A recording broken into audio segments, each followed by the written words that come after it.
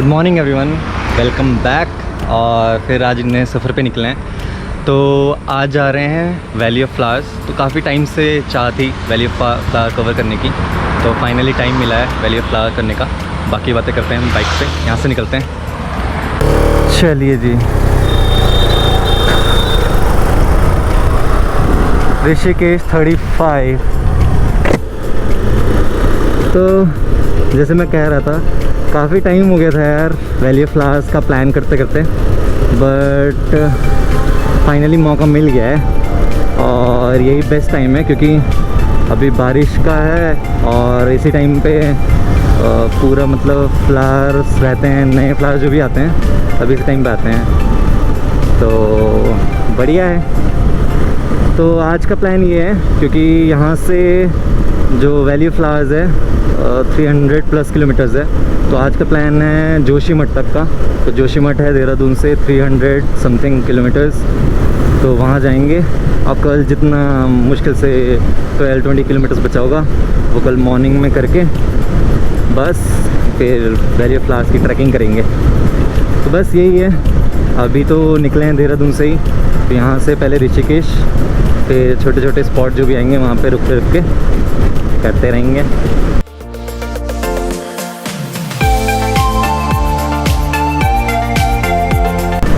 तो लीजिए फिर हम लोग पहुँच चुके हैं ऋषिकेश।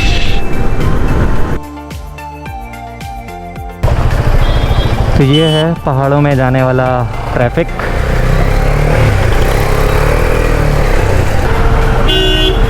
क्या चेकिंग वाला सीन है क्या कुछ?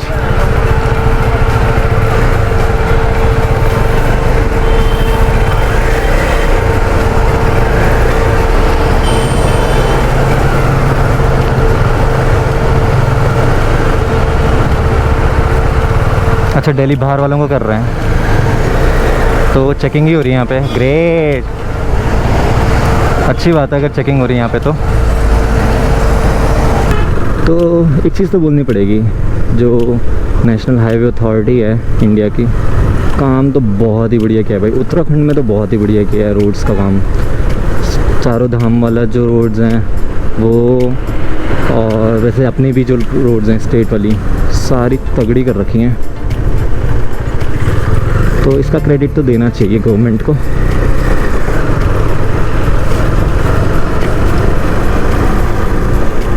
ये ब्रिज बनने का, अरे फूल, क्या नज़ारा है भाई, वाह।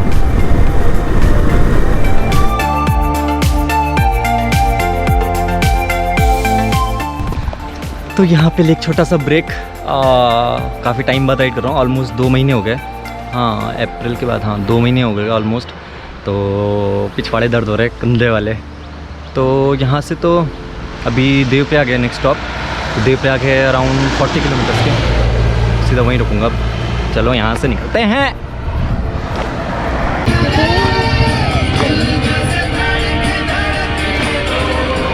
क्या मैं पूछ सकता हूँ ये सब क्या हो रहा है? नहीं।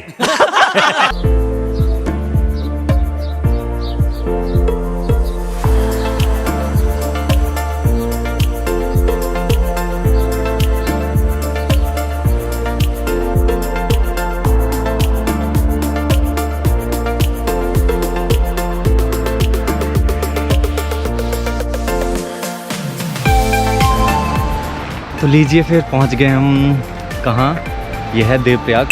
तो प्रयाग मीन्स होता है कॉन्फ्रेंस, मतलब संगम। यहाँ पे मिलती हैं 2 नदियाँ। तो वो उधर से जो आ रही है वो है अलकनंदा, और ये जो आ रही है वो है भागीरथी।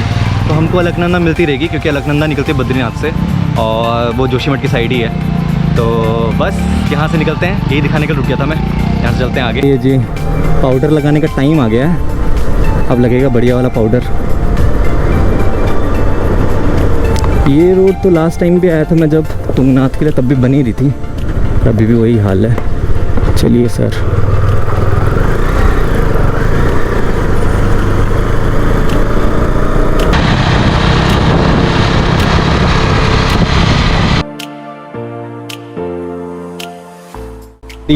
बद्रीनाथ 200। तो जो हेमकुंड है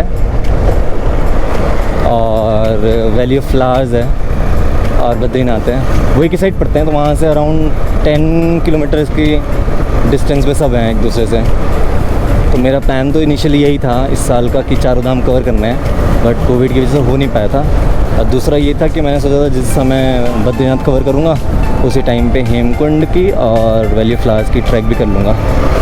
खैर इस बार तो कुछ ऐसा ही सीन रहा है कि सिर्फ वैली ऑफ फ्लावर्स के लिए आया हूँ, तो कोई बात नहीं, सब बढ़िया है। तो हम पहुँच चुके हैं श्रीनगर। चेकिंग वेकिंग अच्छी हो रही भैया। बस अब देखते हैं कहीं पे लंच के लिए, और वो करने के बाद फिर कंटिन्यू करते हैं अपनी जर्नी। चलिए जी, यहाँ पे रुके थे लंच के लिए। श्रीनगर से कम 2-3 किलोमीटर आगे आ गया था मैं, देखते देखते कि थोड़ा ऐसी जगह हो जहाँ पे खाली हो। क्या था? शिविका होटल एंड रेस्टोरेंट। चलिए फिर अब निकलते हैं यहाँ से आगे अपनी मंजिल की ओर।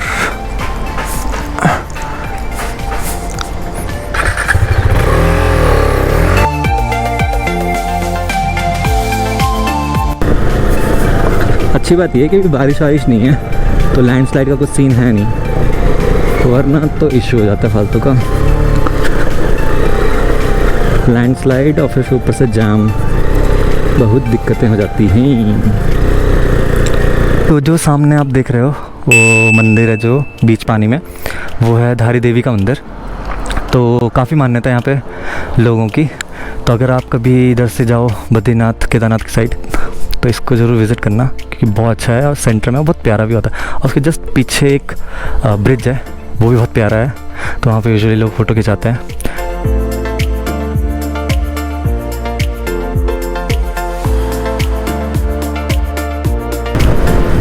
तो लीजिए फिर हम उस पॉइंट में आ गए हैं। तो यहाँ से जो नीचे वाला रास्ता है वो केदारनाथ के लिए जाता है, और जो ऊपर वाला है वो बद्रीनाथ को जाता है।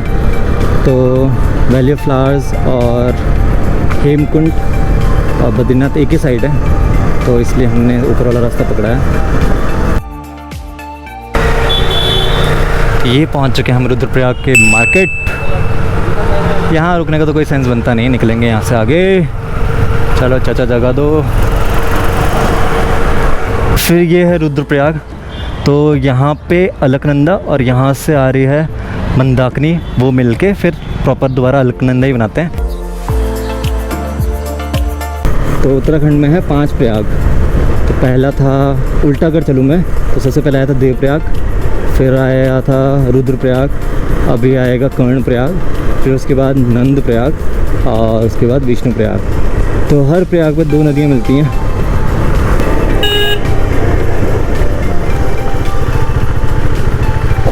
बढ़िया है सर।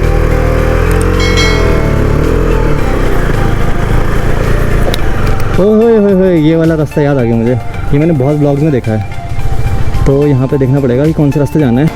तो ये जो लेफ़्ट वाला रास्ता है ये जाता है बद्रीनाथ, जोशीमठ और हेमकुंड को, और जो ये ऊपर वाले 2 रास्ते हैं ये वन वे हैं, तो ये जाने का और ये आने का। तो यहाँ पे कन्फ्यूजन बहुत लोगों को होती है। तो ये सीन है, तो ये कुछ सीन है। तो वहाँ से जो है वो है अलकनंदा, और ये जो जा रही है पिंडर, और फिर मिल के दोबारा से अलकनंदा बन जाती है। तो ये है कर्णप्रयाग, तीसरा प्रयाग। पहले था देवप्रयाग, फिर रुद्रप्रयाग, अभी ये कर्णप्रयाग। तो आज मुझे लग रहा है सारे प्रयाग कवर हो जाएंगे। रानीखेत, बद्रीनाथ, जोशीमठ ऊपर। फिर से थोड़ा सा पाउडर खाने को हम रेडी हैं। यहाँ पे चल रहा है वर्क इन प्रोग्रेस, जेसीबी वाले भैया ये शुरू हो चुके हैं अपने पाइन ट्रीज़। तो चमोली में कुछ ऐसा स्वागत हुआ है। चमोली डिस्ट्रिक्ट, मैं फ़र्स्ट टाइम आया चमोली डिस्ट्रिक्ट में। सुना ही सुना था, बहुत सारे दोस्त हैं मेरे जो चमोली डिस्ट्रिक्ट थे, बट कभी यहाँ आना नहीं हुआ। तो ये साइड भी देख ली अपनी उत्तराखंड की मैंने। तो यहाँ पे मैं रुक गया था एक वो छोटा सा पैच देखने के लिए। तो पूरे एकदम ट्रायंगल शेप में पूरे वो हैं पेड़ लगे हुए हैं, क्या ही है। जोशीमठ रह गया है 45 किलोमीटर्स। कूल। तो वो देखिए वो वहाँ से आ रहा ब्लू कलर, और ये ब्लू कलर वाली जो है ये है नंदाकिनी, और वो सेम अलकनंदा, और मिल के फिर से ये अलकनंदा बन गया। तो हम पहुँच गए हैं, यहाँ का नाम है नंदप्रयाग। तो ये चौथा प्रयाग आज हमने देख लिया। तो ये था पीपल कोटी, यहाँ पे रुके थे स्नैक्स के लिए, फिर बढ़ गए आगे। तो ज़्यादा रह नहीं गए यहाँ से, 35 किलोमीटर से जोशीमठ। तो भैया बता रहे थे कि जोशीमठ से आगे भी 10-12 किलोमीटर आप जा सकते हो। एक नाम बताया था, भूल गया मैं, गूगल करना पड़ेगा। जोशीमठ 33 किलोमीटर्स, तो वहाँ तक आप जा सकते हो बोला। और फिर अर्ली मॉर्निंग कल निकलो फिर बोला ट्रैक के लिए। तो देखते हैं, क्योंकि काफ़ी है यार, 300 किलोमीटर खींच दिया मैंने। तो अगर लगेगा कि 10-12 किलोमीटर और चलना है तो चलेंगे, वरना आज जोशीमठ रुकेंगे और कल मॉर्निंग में निकलेंगे। तो मौसम भी थोड़ा सा सुहाना हो गया है, अब धूप चली गई है, वरना धूप ने तो परेशान कर दिया था पूरा। ओए होए होए, नज़ारों की तो कुछ बात ही अलग है। अरे नज़ारों को एंजॉय करते हुए हम चले जा रहे हैं।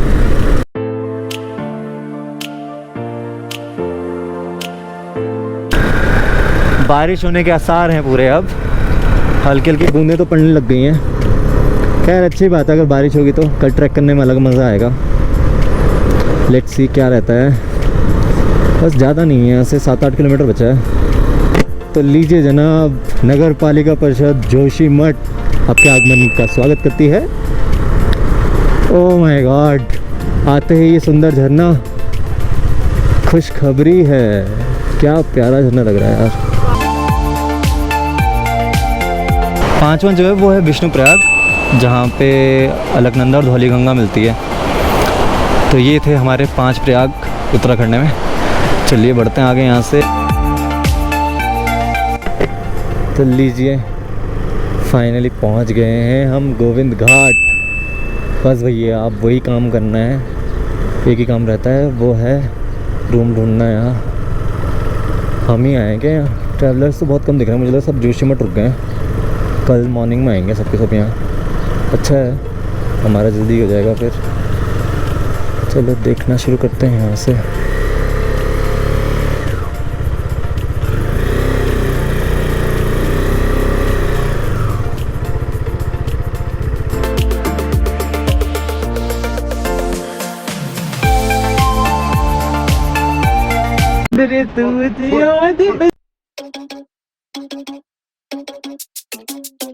Oh no, that is what they all say when they see me pouring some more. Oh, think it's empty again.